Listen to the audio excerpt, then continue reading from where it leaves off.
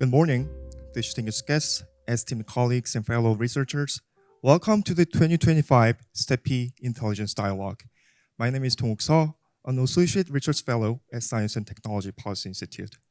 It is truly my honor and privilege to serve as your MC for today's event. First and foremost, I would like to express our sincere gratitude to each and every one of you from all around the world for joining us this morning. Today marks a pivotal moment to STEPI's ambitious new intelligence project launched earlier this year. It is a comprehensive initiative for exploring the landscape of critical and emerging technologies and enhanced security cooperation among like-minded countries. In the era in which artificial intelligence, quantum computing, space technologies, and semiconductor innovations are reshaping our world, the need for collaborative intelligence and strategic partnership has never been more critical. We begin this morning's program with our Leaders Dialogue, a foundational session that will set the strategic context for all our discussions today. This opening dialogue brings together two visionary leaders whose insights will guide our understanding of the challenges and opportunities that lie ahead. It is now my distinct pleasure to introduce our distinguished speakers for this Leaders Dialogue. Dr. Ji-Young Yoon, President of the Science and Technology Policy Institute, and Mr. David Rowe, convener of the Sydney Dialogue at the Australian Strategic Policy Institute. And now we kindly invite you to come up onto the stage and take your seats. Please join me in giving a warm welcome to Dr. Ji-Young Yoon and Mr. David Rowe.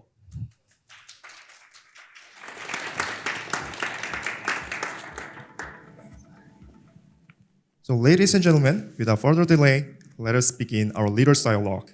The floor is yours. Well, good morning, everyone. Let me first deliver my gratitude with our notes here, which our staff prepared for me. Well, here I go. Honorable David Rowe, the convener of Australian Strategy Policy Institute, and officers from Embassy, distinguished guests, and good morning, everyone. Welcome to the very first event of STEPI Intelligence Dialogue.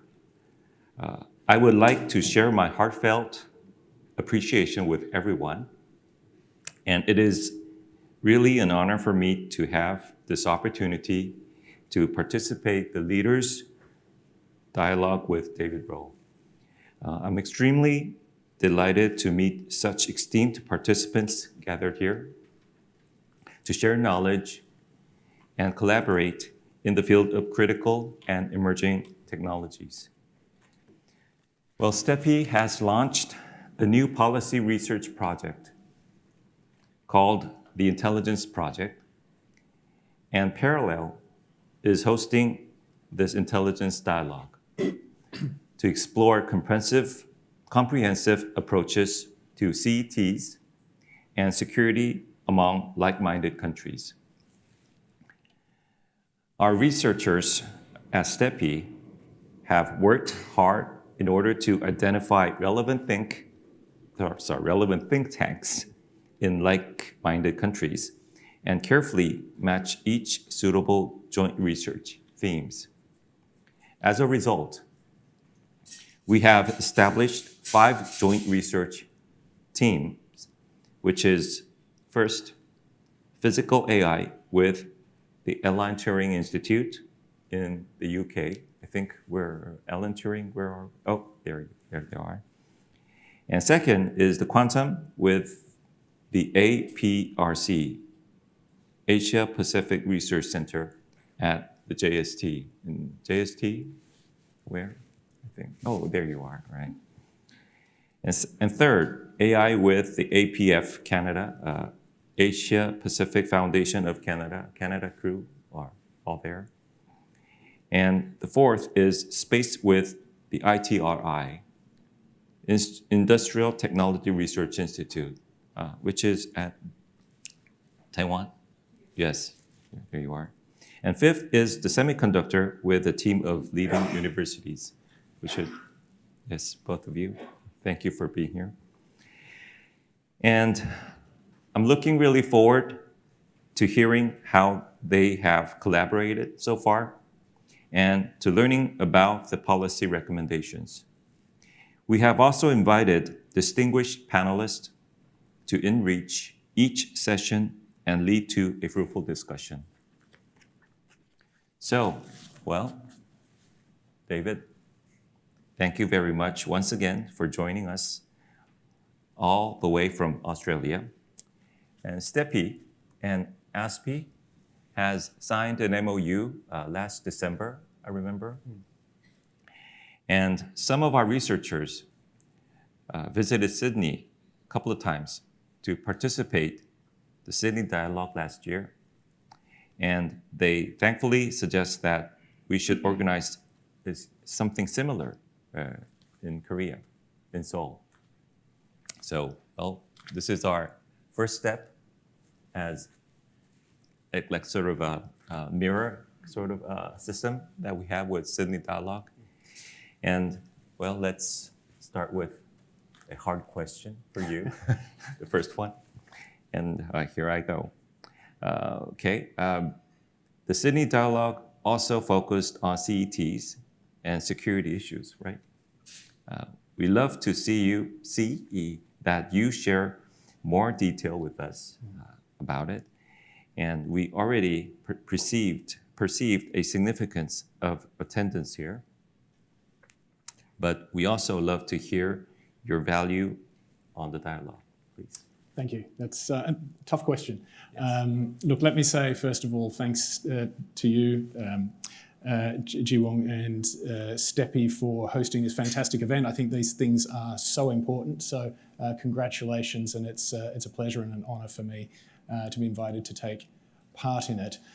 Thanks for the question about the Sydney Dialogue. Look, it is really important, similar to what you're doing with your dialogue here, getting everybody together to talk about difficult policy solutions in an extremely difficult environment is enormously important. I want to quote your president here in Korea, President Lee, who said a few weeks ago that emerging technologies like artificial intelligence are national power. The two things are synonymous. I agree with that wholeheartedly, and in fact it is the starting point, the starting premise for the Sydney Dialogue. Whatever a country's level of development or its strategic circumstances are, they are going to be stronger and strategically better placed if they develop, adopt, integrate strong tech capabilities.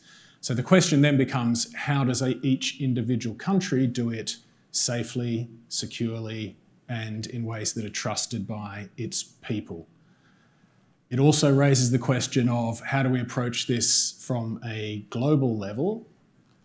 I am one who believes that it's never healthy for power to be concentrated in too few hands. And I think there is a real risk, and I was discussing this with someone just before we started, of a two-horse race between the United States and China. So how do we ensure that the diffusion of technology around the globe is equitable, but is done safely and in ways that ensure a kind of strategic balance rather than a risky imbalance between over-concentration?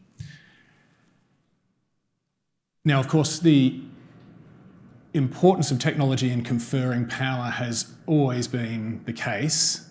I hope you all remember the opening scene from 2001 when an early hominid discovers that grabbing a bone and belting the other early hominids over the head with it enables him to seize control of a strategically vital asset, which is a waterhole on the African savannah.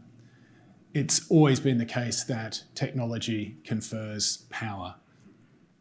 I think what we're seeing today that is different, there are a couple of things. One is obviously just the scale and the pace of transformation. I think of it actually as a revolution.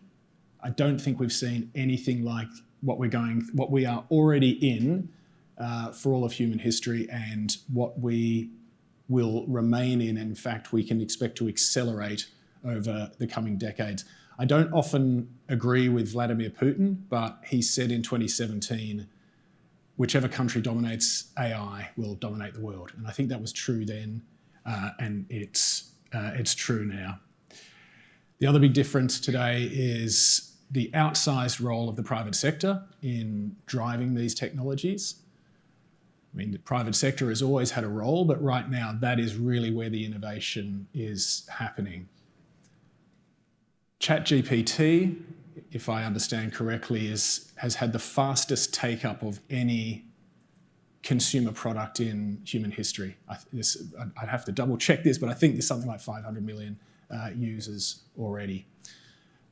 So, you know, the private sector concentration, the fact that these are very global, borderless technologies, and you know the uptake of ChatGPT, just as one example, is not obviously just in the US. I think the highest aggregate number in the US, but countries like Indonesia, India, Europe, North Asia, I'm probably accepting China, the take-up is enormous there as well. So these are really difficult areas for states to create policy. It's not surprising that we're seeing governments around the world flailing to come up with adequate policy responses. And it's no disrespect to those governments. I think it's just a really, really tough area to make policy in. So we're seeing these sort of wild divergences from the EU AI Act all the way through to the United States, which thinks regulation is for wimps.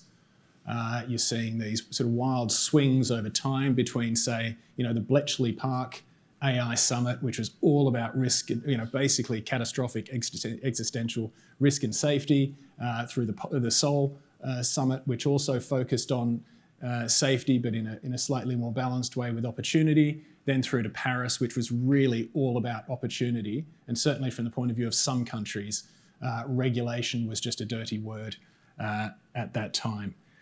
So making policy is difficult. Think tanks can be petri dishes for policy ideas to germinate and take hold. We can bring together private sector, governments, civil society, as you know, STEPI does, as ASPI does. We do it in our day-to-day work, but the Sydney Dialogue is very much focused on doing that. We've got government, private sector, and civil society all being challenged to sort of push their thinking and share their most sort of adventurous ideas in the tech policy space, so that we can actually kind of take the policy conversations forward in some sort of adventurous way. Because right now I see a surprising amount of business as usual policy making in an environment where I think we are in a transformation and in fact a revolution. So, sorry, it's a long answer, but I'll just finish by saying, like any tech race, we want democracies and rule-abiding states to prevail, and I feel very strongly about that, and therefore I welcome a country like South Korea's huge ambition and huge effort in artificial intelligence. I think that's really, really important. But we want them to do it safely. We don't want them to create strategic risks in their pathway to winning. You know, like any strategic competition, tech competition does risk tipping over into, you know, dangerous rivalry and the use of, you know, of force. We want to avoid that. We want to win, but we want to win safely. And I think getting everybody in a room together across all those different sectors to talk through new adventurous ideas about how to do that is essential. Well, thank you. Thank you. Can give him applause. Well, thank you very much about answering a difficult question. And for indulging me for that long answer. Yes. Well, to make it short, I think the policy environment has dramatically changed, and a lot of government and also the companies are trying to adjust to it.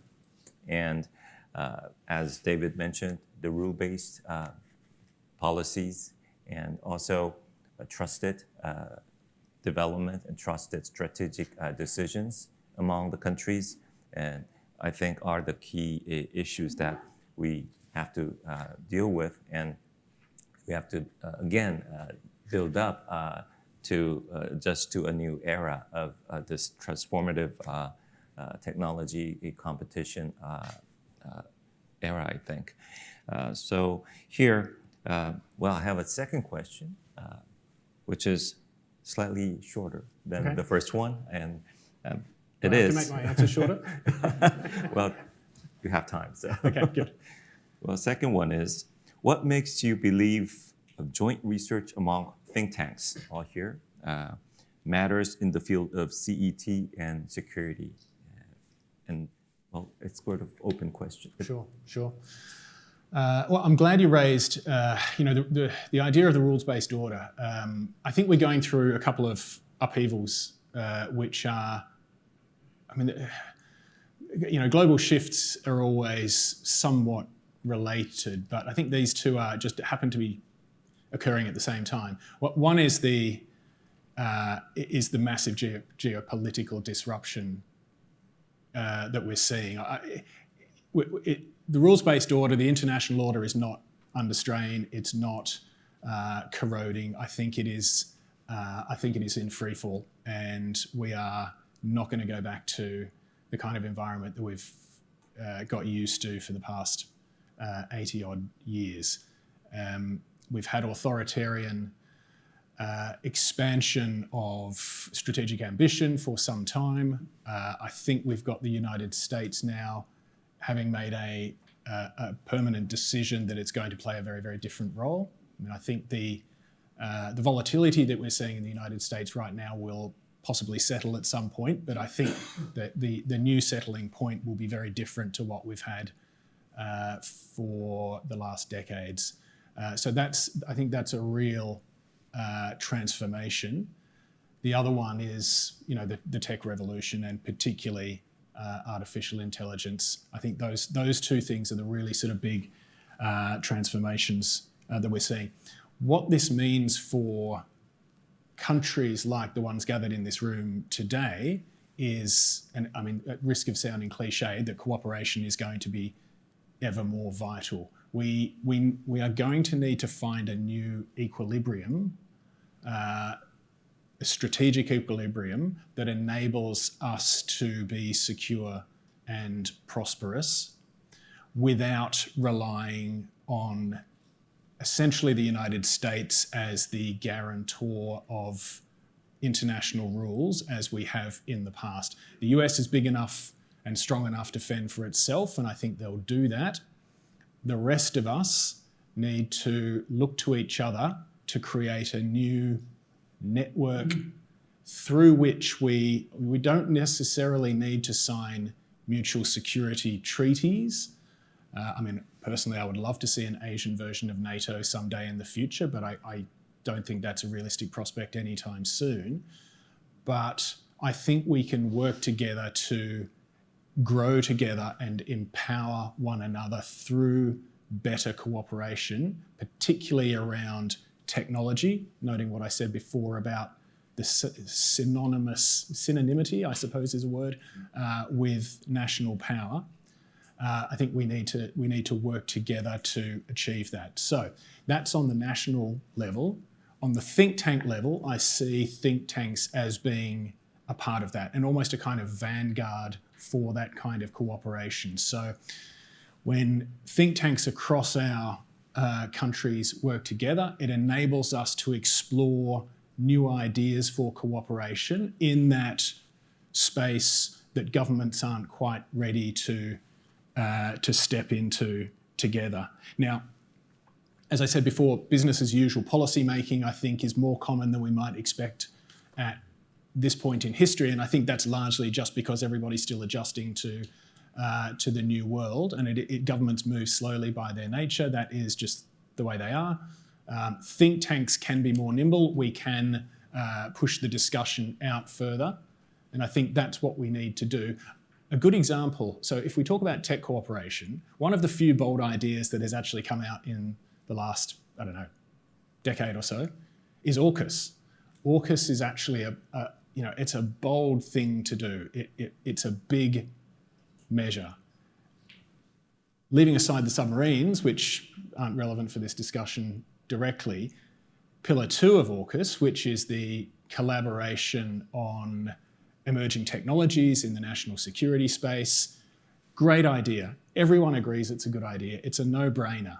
And yet it is making frustratingly sluggish progress because the three countries involved have, when their officials get together, they're just not sure of how to actually do this. It's almost as if the policy space that they're in wasn't prepared properly. The ground wasn't sort of fertilized before they did it. And I think if think tanks and sort of various track 2 mechanisms had been there to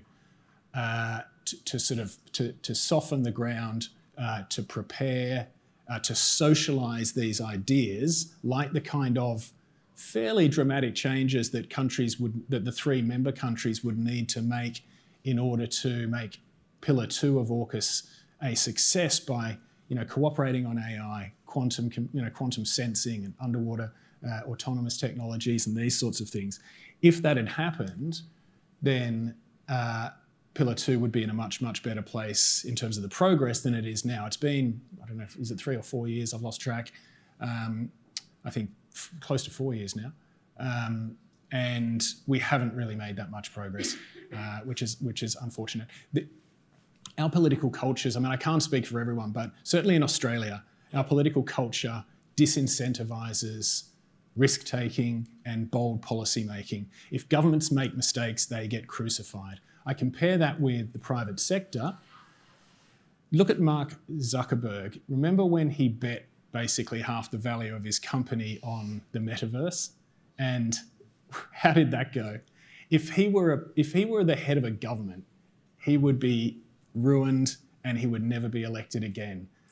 But as the head of one of the world's biggest tech companies, he's going strong. Meta is still an absolute powerhouse, despite his having made some terrible, they missed the mobile revolution. He made these, I think he still argues that maybe the metaverse will pay off, but I'm not sure if anyone agrees with him.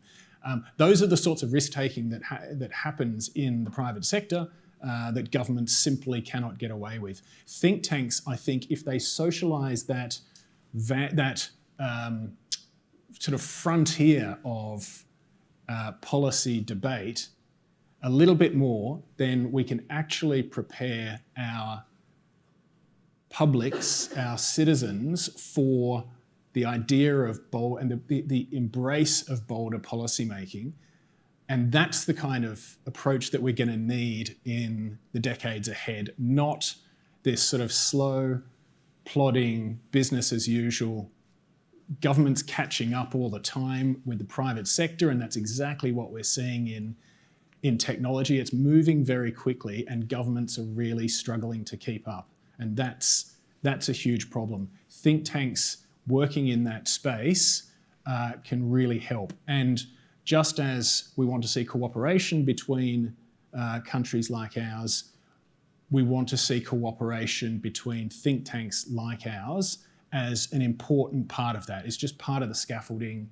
It's part of the foundation that sort of helps governments then make faster, better, more risk-tolerant progress on sort of national policy making.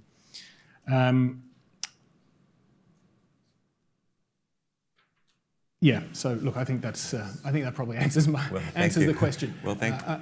Yeah. All right. Thank you. Thank you again for the second one. Yes. Well, the key, the terms that you used, softening the ground, and also board having the ball for the policy making and decisions, I think are the key role maybe for us think tanks can work on. And I think there are a space, policy space, where the organizations like us can get together and share knowledge and build trust and sort of provide a government where a government can really tolerate risk by our activity overall, I think. So thank you very much for the short question, but long answer. Thank you. But, I'm trying to do better. yes. And the last one that I prepared here is a kind of long question. And I believe a mix of policies is needed, especially in the field of CETs and security. And from your point of view, what is the single most crucial policy instrument to focus on the CETs and security? I'm going to disappoint you because I don't, this could be a short answer, because I don't have a single policy. I think it's very difficult to identify a single policy. What I would prefer to do is just outline, I guess, a policy approach that I think we should use as a sort of broad template. And that is to accelerate, to accelerate the adoption and integration of technology while creating the right protections against all of the vulnerabilities that it introduces. I mean, it's a fairly obvious starting point, but I struggle to come up with a better one than that. So I think one is governments do need to encourage adoption, integration, and embrace of technology right across their economies,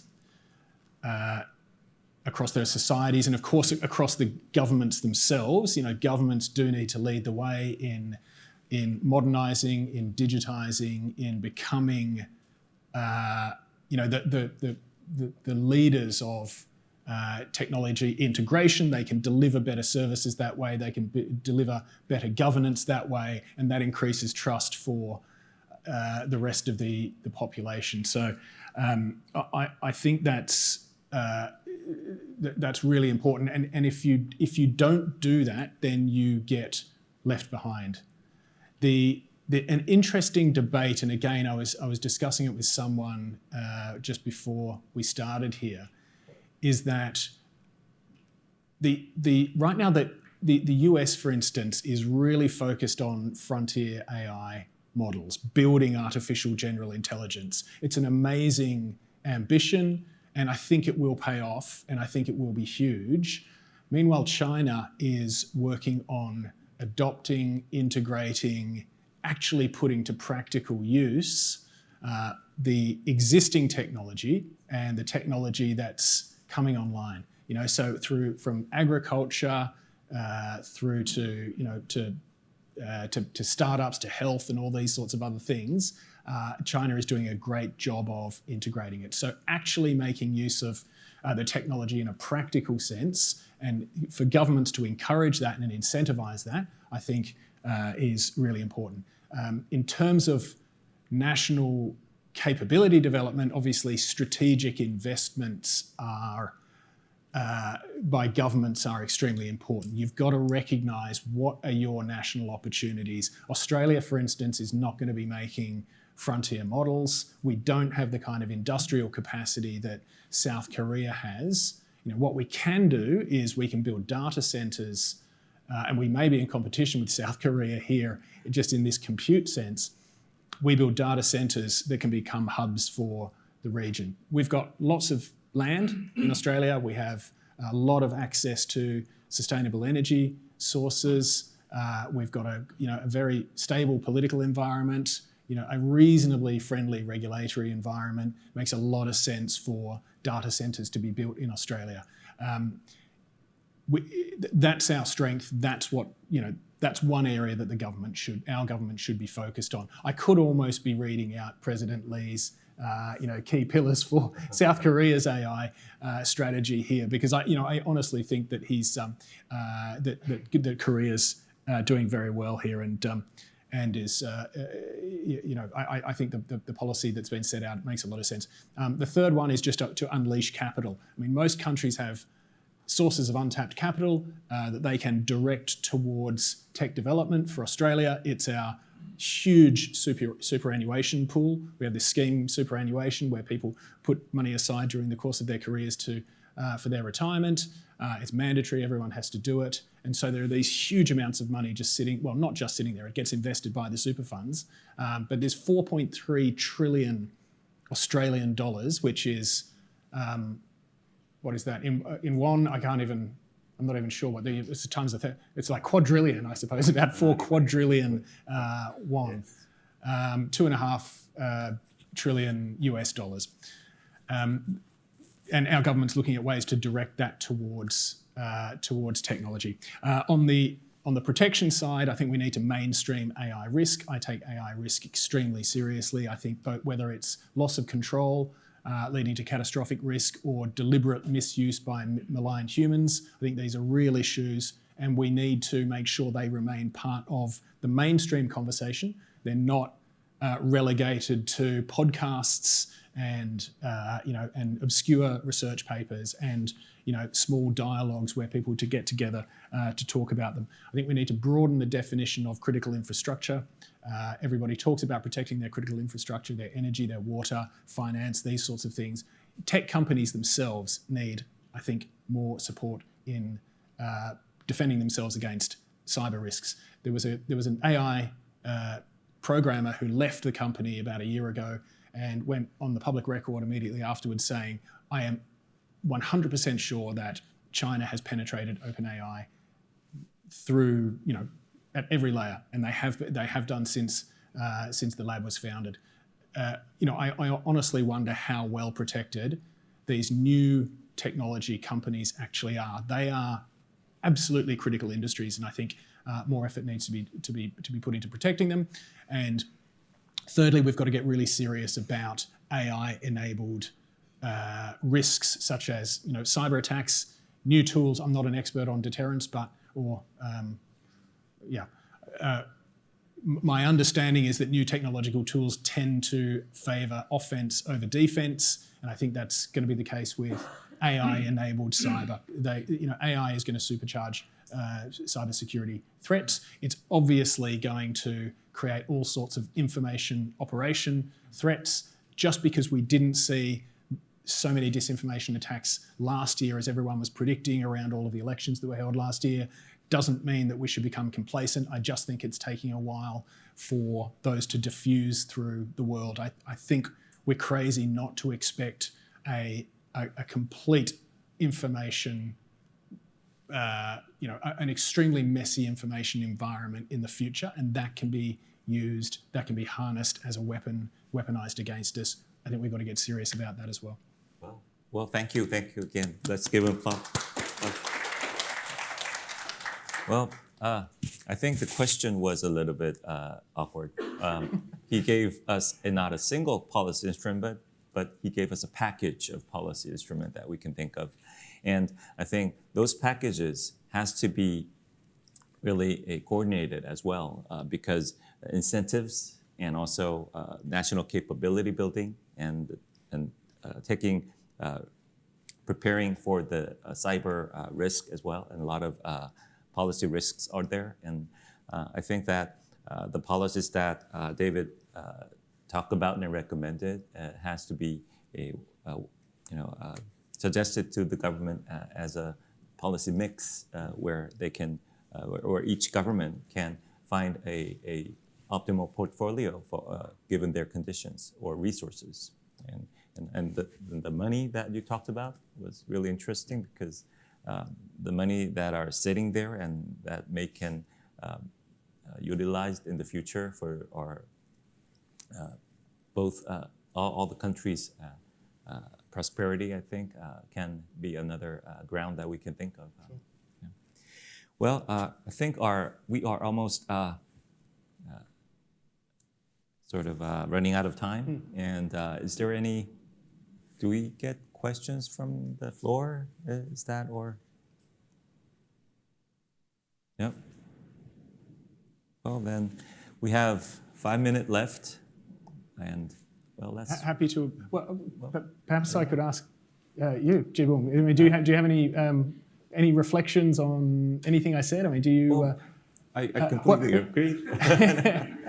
Yeah. Well, my reflection is that we have, I think, a similar thoughts on the recent situation and recent policy changes. And as you said, well, U.S. is strong enough to protect themselves on their own, but others, well, like-minded countries, which we think we are, and I think we might have to find another way of ground that we can trust together and set the rules and predict what each others can do together. Well, yeah, I completely agree. I think. I think everyone recognises now that the US has decided to go down a different path, and there's no point in being upset about it. There's no point in dwelling on it. It is what it is. But I think we need to start just thinking about, like I say, what might create some kind of new equilibrium for countries that aren't superpowers or major powers, where we can work with each other to grow together. I just think that's a really important, thing that we need to think about. I'm super in favour of expanding Pillar 2 of AUKUS beyond the 3 current members. I know it's been floated and flagged, but it tends to come up, it tends to bubble up for a day or two and then sort of disappear again, and everyone forgets about it. But whether it's JAUKUS or SCAUKUS, there are all sorts of different. I mean, New Zealand is interested in some respects. I think there are European countries who we would certainly love to collaborate with. So I think a sort of an AUKUS that starts to sort of build outwards into a broader partnership of countries makes a lot of sense. And I unfortunately, it seems to go back to this sort of business as usual policy making that we're still stuck with for the moment. But I would love to see a bit more energy and a bit more boldness around that. yes. Well, thank you, David. Thank you. Thank you, David. Okay, thank you, Dr. Yun and Mr. Rowe, for truly insightful and thought-provoking opening dialogue. You have eloquently established the strategic importance of today's discussions and provided us with a clear vision for the collaborative work ahead.